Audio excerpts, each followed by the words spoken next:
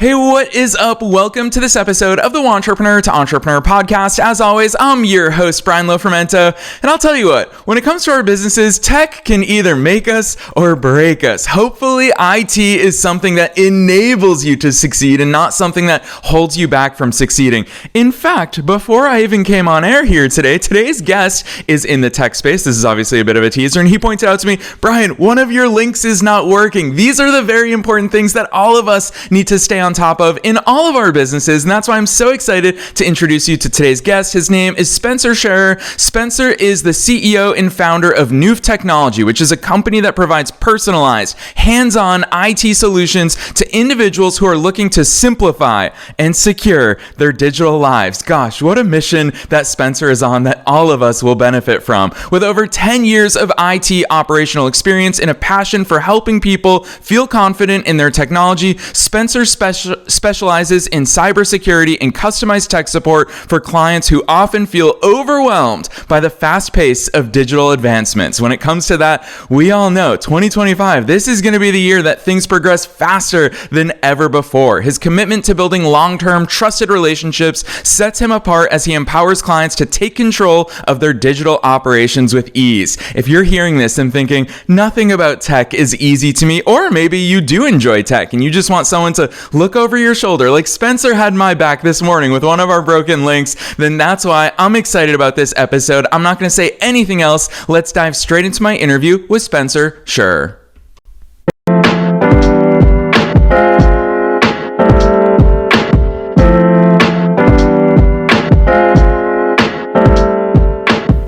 All right, Spencer, I am so very excited to have you here with us today. First things first, welcome to the show. Thank you for having me, Brian. Heck yes, I teased in the intro that you already personally helped me, Spencer, which I'm so appreciative about, but you've got to take us beyond the bio. Obviously, you love tech, you love helping others have tech empower them, not hold them back. So take us beyond the bio. Who's Spencer? How'd you start doing all this cool stuff? Spencer's been tech savvy, tech curious for years. I remember getting my first computer and honestly breaking it more times than I really should have. Couple trips to the Apple Store, a couple reinstalls of an OS, and many years of just playing around and seeing, okay, what can this box with a keyboard in front of it do to make my life better, give me access, and figuring out as I went along on my journey led me to building custom PCs throughout high school for my friends, back when we actually had to lug them to play video games with each other. Completely aging myself, but it's what we did. And then when you get a poli-sci degree and you're working in smaller nonprofits, non-government organizations, or NGOs, and people realize you're a 20-some-year-old tech-savvy person, you become the IT person, Brian. So got a degree in Masters of Science in Information Systems and been working for enterprise-level IT organizations. It's going on about 15 years total right now. And started Newf Technology to help individuals as kind of a side, but also small businesses who really don't know what they don't know. You know, they're great at what they do, great at what the business they started, but technology is a lot of scare for a lot of people. So we kind of come in and help them be secure, compliant, process automation, and really view technology as a tool in the toolbox rather than a ball and chain. Yeah, I love that overview, especially because you hit on so many of the real life pain points that not only business owners, I feel like this episode goes far beyond just business, is that tech in general can harness people or hold people back, or they can enable us to grow. And one thing that I really appreciate about your story, Spencer, is you talk about breaking things. And that's how you personally learned about the inner workings of computers and the inner workings of so many different parts of IT. I want to start there. I want to start with breaking things, because a lot of people get frustrated when they break things, whether it's my parents and something goes wrong on their iPhones, or whether it's any of us in our businesses and software's not working for us, or our computer's not working for us, or we're out of storage space and we've got to hop on Amazon to find that SSD that we need to plug in. All of these things can be frustrations to people. It seems to me like you take joy in the things breaking and finding those solutions. Talk to me about that problem-solving mind that you have. Yeah, so it's definitely part problem solving, and the other part, Brian, isn't just fixing, it's the customization about it. It's what could this do specifically for me that it's not out of the box supposed to do. So really kind of figuring out, okay, how can I optimize this, and really learning from mistakes. You click on a button and you get a virus. You go, okay, I'm going to be more diligent next time, and really kind of learning from mistakes when a lot of people, my parents, your parents, and I don't know why it always happens, but every executive I worked for before a major meeting, IT goes wrong. It's Murphy's Law to an extreme that I haven't figured out yet.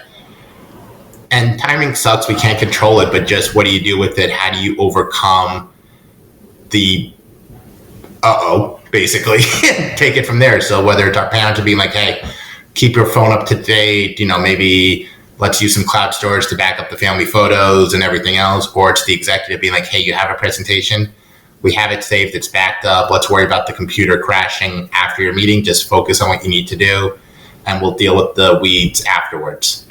Yeah, it's funny hearing you say that. There's so many different launch points that I want to go into, Spencer. So we're going to try to go in all the directions in today's conversation. But you bring up cloud storage, for example, and it kills me anytime I'm interacting with an entrepreneur, if I meet them in a coffee shop or at a conference or even just on the city streets, and they say, oh my gosh, I'm in the middle of a rebrand. I'd love to show you the files, but I don't have them on my phone. And the truth is, for me, I've got everything in Dropbox and Google Drive. I've got so many different places that all of these things are stored. I find that a lot of business owners, Spencer, they don't even know what they don't know. And so for the topic of cloud storage, they don't even realize they could have all their files in all the places without any extra work for them. It can all sync in the background. How do you even begin to approach a sound IT infrastructure for people who don't know what they don't know? Is it an audit that you do for them first? Is there a checklist that you have of how you take inventory of their tech stack? I'd love to hear behind the scenes.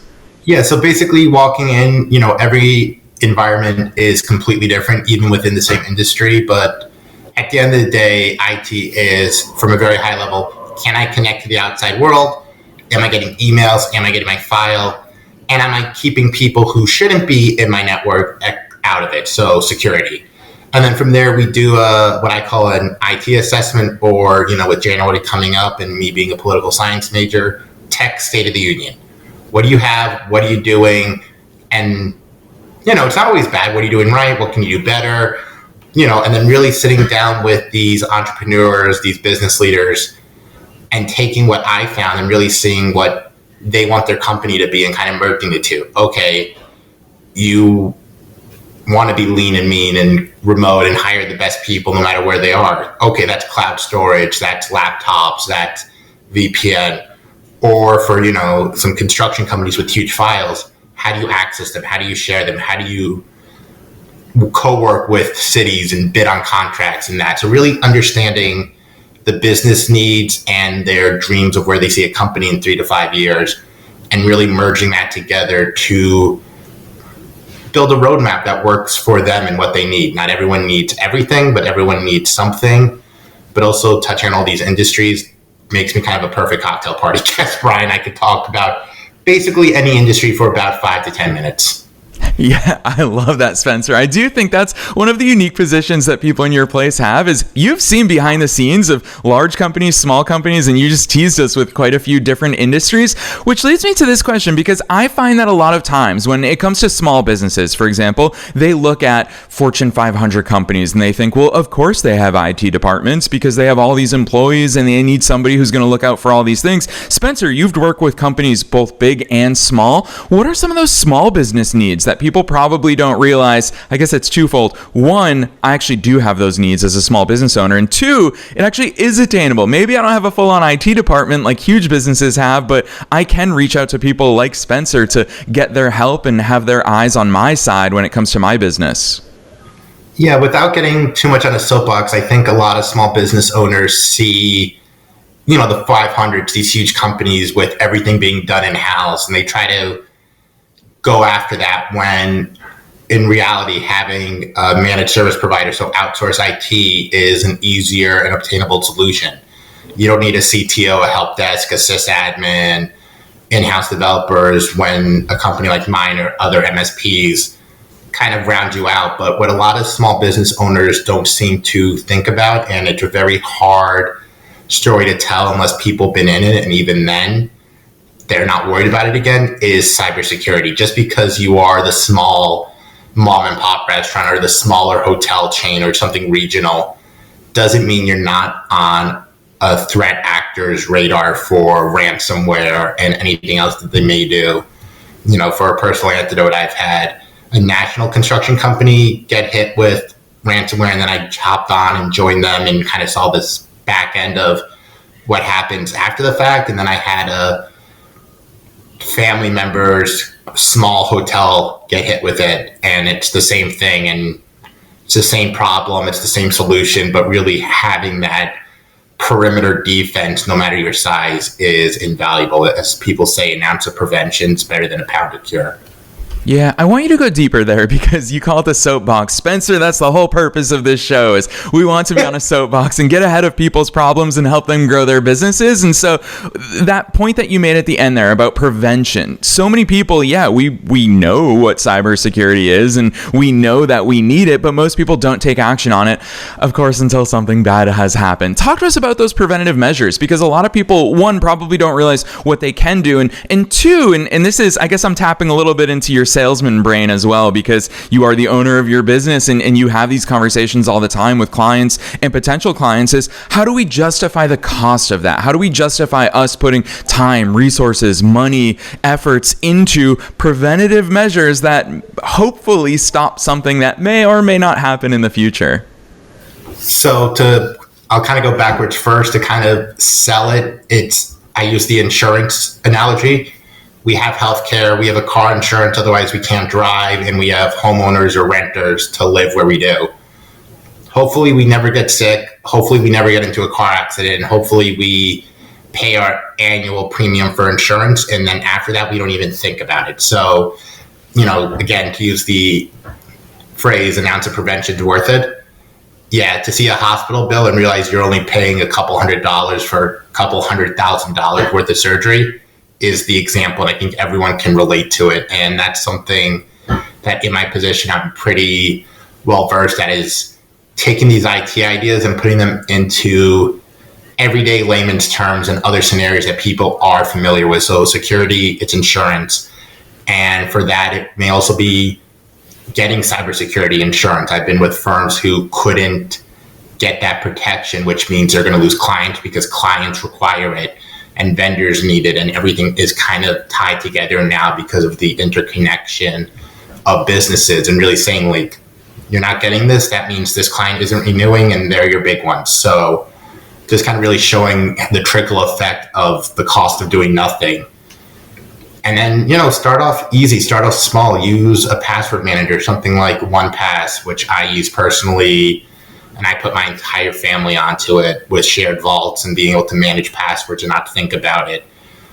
Two-factor or multi-factor authentication, getting those authenticator codes. The example everyone is used to is your debit card.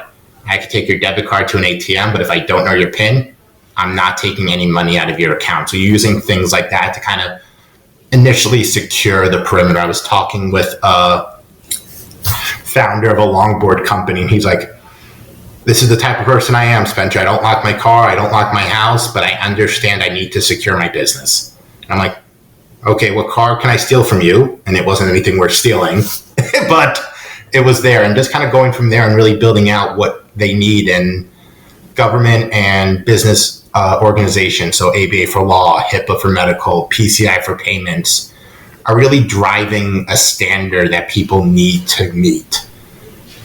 Yeah, Spencer, when you talk about those things, I mean, you're introducing password managers, for example, which that I would also argue, I'm going to interject really quick, is it's also quality of life improvement. Holy cow, it makes life so much easier when something else is remembering all of your passwords and they're all completely random and completely different. It has radically revolutionized the way that I have my accounts across the entire internet. And just like you, Spencer, I'm sure that you're this in your family, is I forced my parents, I forced everybody I know to get on it, because we shouldn't be storing these passwords in our heads, or even worse, writing them down. So I love the fact that you introduced that, but I think it also shows how many different points of exposure that we have that we may not realize. You've talked about both software and hardware already here in today's conversation.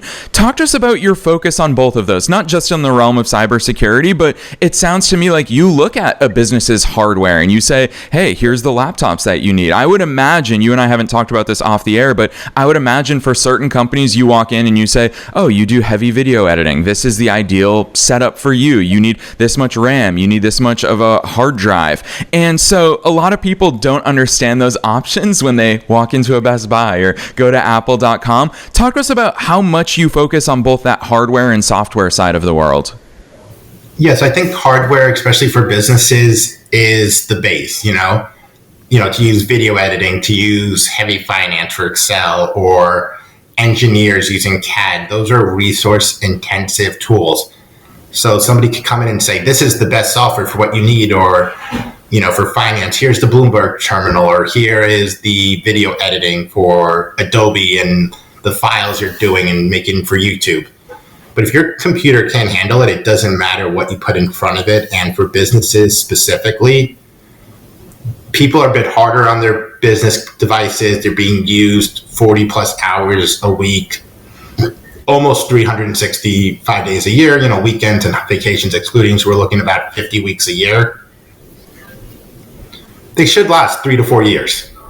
And if you have a good financial department that understands, the depreciation and the capital expenses, let them handle it, or find an accountant to do it for you. But if you're using it for business, about 3 to 4. I've seen companies push it to 5 and kind of do a trickle down of, okay, the power users get it every 3, and this becomes a conference room computer just to share slides. So really, having what you need that's appropriate is paramount. I had a client who is an investment banker who used to go into Staples every school year and be like, I'm going to buy a $1,000 computer, and it's equivalent of leasing it for $300 a year. And I finally got them out of their finance brain after the second call of blue screen for Windows. And I'm like, spend the money, get something that's going to last, and it's going to work. Just put the money up front, because you won't have a headache 2 months in.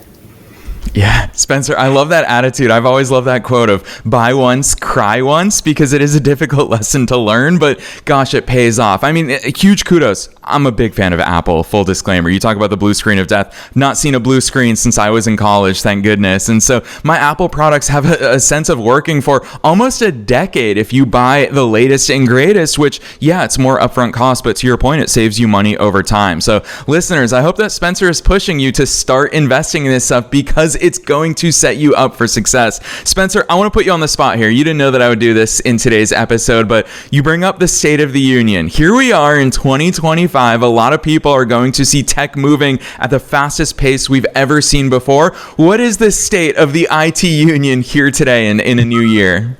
Okay, when you brought up State of the Union and that, I was glad you pivoted back to IT and other things. But honestly, there's been stuff of technology rapidly advancing for years, chips getting doubly as fast in every 18 months. It's called Moore's Law. And with AI and software, that is every 6 months. And I think for businesses, a lot of companies don't like getting caught up in the buzzwords, or for technology, that bleeding edge. But it's here, it works, it does it. And I think understanding where you can leverage the latest and greatest, like AI, and, let's just use something kind of low level. Grammarly has an AI for editing and copywriting and proofreading. Use it, try it out personally, try it out professionally. ChatGPT, Gemini for Google. Meta has their own as well for Facebook with Llama and different other ones. Try it out, see what it works. Try it out personally, be a champion of it professionally, because the people who understand it and can use it and get the technology are going to be light years ahead as it continues to take off and just be there and be ingrained in apps, in features, in software, and in business processes. Yeah, you brought it up, Spencer, so I'm going to go there with you. What is the impact of AI going to be within the world of IT? I've seen some behind-the-scenes features of ChatGPT that they're beginning to roll out where you can screen share with it. And if you're in Photoshop, you can say, hey, I don't know how to blend these two layers together. And it can see your screen. So it says, oh, see this button in the lower left? Click that. And then when you click it, it can see everything that you're doing. It's looking over your shoulder. That's one cool example that I'm excited to roll out with my parents. I keep throwing them under the bus in today's episode, but but it's because this is tech support at a whole new level. What's your view on the direction of AI, how it can assist us? And I'm going to interject this because I want to give you one super loaded question, and that is it going to complicate things for business owners? Because I've already seen, and talking to our listeners and our guests and all the entrepreneurs and entrepreneurs that I just know as part of daily life, is that it almost feels like paralysis by analysis. We have so many resources and things at our fingertips right now that people don't know when to turn to these, how to use them, how to have it talk to their other systems. What the heck are you doing to make sense of all this stuff for people when it comes to AI? I think first and foremost, it's understanding what you want and where you want your company to be before you even consider the technology. I'll use a former client of mine. They were a New York City law firm, and the COO wanted to go cloud-based, remote work if possible. So, you kind of have to understand where you want your business to be, what tools you have, how you can, train the models, use the models, automate stuff like you said with the screen sharing. I do something similar for my own stuff if I'm not an expert in it. Explain this to me, or if I, just use it for questioning and bouncing as a sounding board. I think the analysis by paralysis is way too true for technology, and also people being scared by change because, and it is a proven phenomenon with technology, you are slower in the beginning, but then you'll be exponentially quicker on the newer technology than you were on the old one, no matter how long you've been using it. So like I said, rip off the Band-Aid and try it, figure it out, see what you want, see how this can be a process automation. If you're trying to get data out of spreadsheets, feed ChatGPT one, maybe anonymize the data, maybe just, make it up, but say, what trends are you seeing, and maybe really use it for process automation, business intelligence, really analyzing and getting that deeper data. My dad used to tell me in high school and college that if he couldn't get a book, he couldn't write the report, and we have the internet. So there isn't an excuse not to have that information. And I think with AI and everything that ChatGPT and everyone else is rolling out with image creation, the understanding the tie-ins and the specific ones for specific businesses, it's going to be a game changer for people who know how to use it and how to talk to it correctly. And the best piece of advice I can give people is when you're done talking to an AI, ask how could I have gotten that result quicker? Because it will tell you, oh, this is the question, and this is really what you wanted, or this is how we could have done it, and it does it for everything. Boom. Spencer, I have never heard that advice when it comes to asking AI that very question. I feel like one way that I've upped my AI game recently is by asking it, what would be the correct way for me to ask an AI this question? And it phrases it so much better than I could have. But even looking at it in retrospect, that tip that you just dropped on us is huge because, again, it's going to pay off over time the better and better that we get at using it. But I'm going to go even beyond that, Spencer, because I think you're showcasing for us in real time here today. What makes your approach to IT very special is that when I asked you a question about technology, you went straight to what are your business goals? And it just seems to me like doing the research ahead of today's episode is you love IT, but you love it for what it does for businesses. You understand operations, you understand growth, you understand the things that matter to real life businesses, not just from a tech perspective. Talk to me about that approach, because a lot of people probably think, yeah, if someone comes into my business from an IT perspective, all they're going to care about is my IT, is my technical infrastructure. Talk to me about that balanced business approach, because I don't think most people realize that when someone like you walks in, it's not to make your tech better, it is to make your business better. Yes, I would definitely say there is a tech side any IT professional will look at. Security, hardware, software, keeping up to date on things. So yes, there is always a lens, and those are easy things for any IT professional to do and to understand, but to really go into that business process, that's like that next layer of IT professional that really understands how are things interconnected, how are business processes working. It's not just siloed departments. A sales team brings something in, it goes to finance approves it, or whoever needs to approve it. It then goes to customer onboarding, and then it goes to support, and then it goes back to sales to renew. So to really understand the flows within a business and what they're doing and how they do it and how they serve their own clients, because at the end of the day, it doesn't really matter what industry you're in. It's customer service.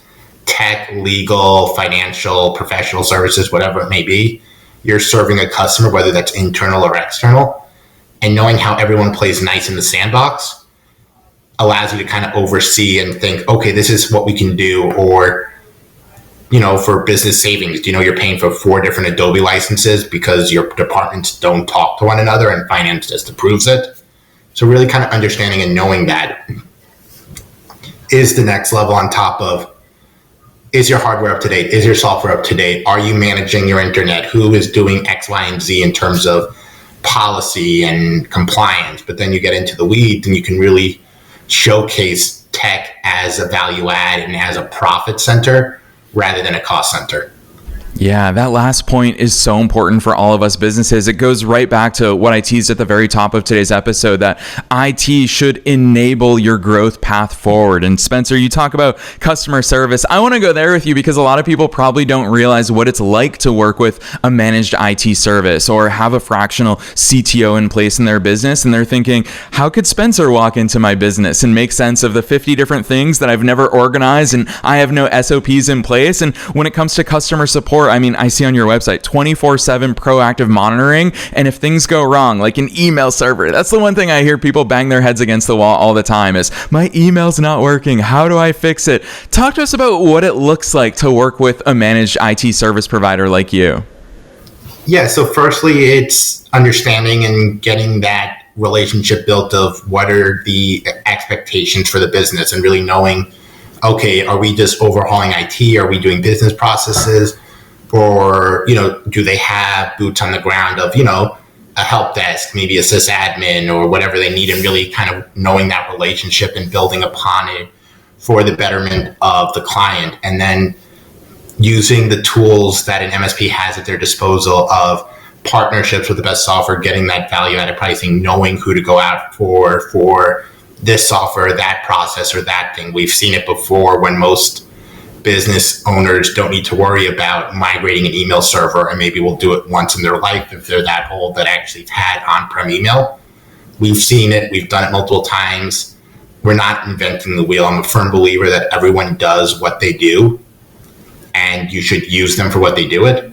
I'm not moving anymore, Brian. I'm too old. I can't pay my friends in pizza and beer.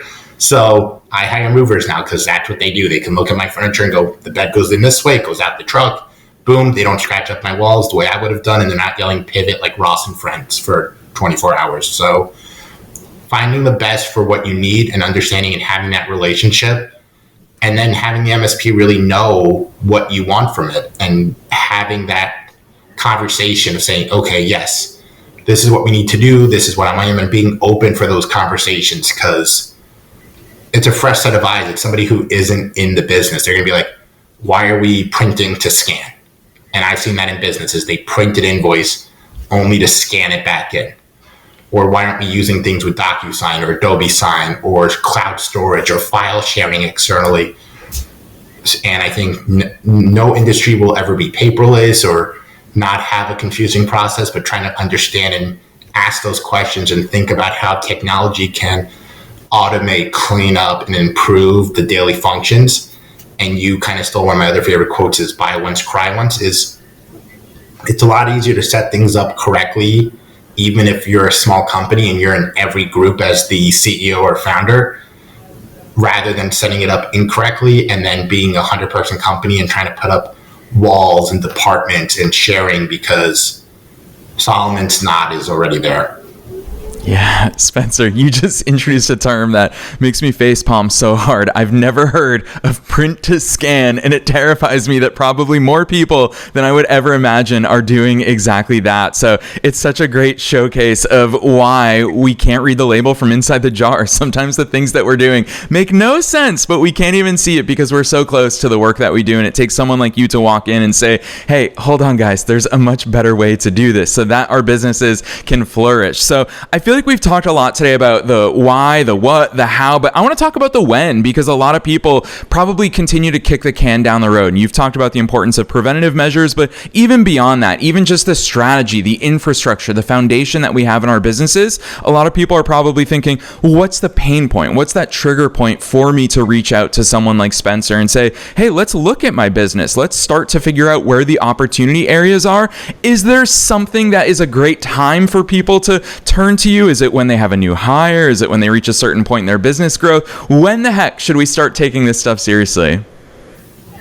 Without just getting everyone to email me, and I would say now, Brian, is the honest answer, because, you wait too long and you start letting things just work. And, I'll use an example of a former company I worked for. They were 15 years behind on software updates. They were running old infrastructure. They were actually paying $15,000 a year for bare minimum Microsoft updates for some of their software. Setting it up now, even if it's not the end-all and be-all solution, just having somebody say, okay, I am a new business. How do we set this up? Or what do I need at day one? And what do I need at day 100? And building that roadmap to not only grow with the company, but make sure the technology keeps up as well. You've seen it, I'm sure, on a lot of business cards and trade vans, etc. Company name at gmail.com, at hotmail.com. And, it's a very easy lift to kind of have that professional email, or setting up file sharing and the walls and the groups early. Like I said, if you're a 10-person company, you may be in every group because you're the CEO, you're the CFO, you're the CTO, you're the sales guy. But eventually, God willing, you're going to hire a CFO. So you won't be doing the financials. You won't be doing the tax. You won't be making those cold calls. But guess what? The groups will be there. The folders will be there. The structure will be there. That will allow you to grow. It's far too often I get called in and it's a fire drill. Things aren't working. And it could have been preventative just because of keeping up and understanding what you need to do and when you need to do it. Yes, well said. It alludes to one of my favorite Chinese proverbs ever, which is the best time to plant a tree was 20 years ago. The second best time is right now. Sure, whether we know that we have needs or not today, 12 months from now, we're going to be so glad that we ironed things out and straightened things out and built a strong foundation to grow from today. So we can take that action today in order to be ready for tomorrow. Spencer, I so appreciate those insights. I love asking this question at the end of every episode because it's super broad, and also it not only opens up to your expertise with we talked about here today, IT, but also the fact that you're one of us. You are a fellow entrepreneur. And so with that in mind, what's your one best piece of advice? You dropped so many nuggets of knowledge. You called out the fact that no business owner should ever have at gmail.com as their business email address. I love that you pointed that out. So with your entrepreneurial hat on, what's that one best piece of advice that you want to leave our listeners with, regardless of where they are in their business journey? I think, being an entrepreneur and a tech person, the piece of advice that I kind of go with and I'm finding really helpful on this journey of growing a business and being there is that if you're the smartest person in the room, find another room. There's people who've done it better, done it differently, and really just being open to advice and input and feedback and really just saying, okay, I took the hardest jump of a professional journey. I actually said I have a business idea and I started it. Now find the people that can really help you and nurture you and grow with you, whether it's an advisor or a former person you used to work with and becoming that mentor, but really leverage who you can to help you out, because odds are someone's done it before and you can learn from the mistakes and save yourself time, money, and a headache. Boom. Very well said and very valuable advice for all of our listeners. I'm so appreciative of that. Spencer, I know that people are going to be keen to check out your website. You lay things out so beautifully. I'm also going to plug this for listeners' benefit, is that you're super transparent and open with your packages, your prices, all the different types of solutions that you offer. So Spencer, I really admire not only the knowledge that you have and the expertise that you have on offer for your clients, but also the way that you do business. So with that in mind, drop those links on us. Where should listeners go from here? Yeah, so the website is Newf, so N as in Nancy, EWF.tech. Figured it's quick and easy. Or you can find me on LinkedIn at Spencer E. Scherer, SCHERER, or just email me directly, scherer@newf.tech. Reach out. I'm here. Questions, comments, whatever it may be. Even if it's something silly as, hey, I just started and I need a new business laptop because my work's been providing one for 30 years.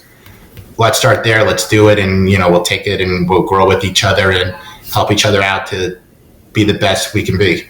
Yes, I love that attitude and that mindset. Listeners, you see how open Spencer is just about helping you move forward in your business. This is someone who gets it, not just from an IT perspective, but from a business perspective. And I think that's so important to have a partner like him in your corner to set you up for success this year and far beyond. So you already know the drill. We're making it as easy as possible for you to find all of Spencer's links down below in the show notes, no matter where it is that you're tuning into today's episode. So definitely click right on through. You'll find his business website, newf.tech. You can click right on through. You don't need to remember it or the spelling or any of that stuff. Just click right on through from the show notes. We're also linking to his personal LinkedIn, so don't be shy in reaching out to him. Otherwise, Spencer, on behalf of myself and all the listeners worldwide, thanks so much for coming on the show today. Thank you for having me, Brian.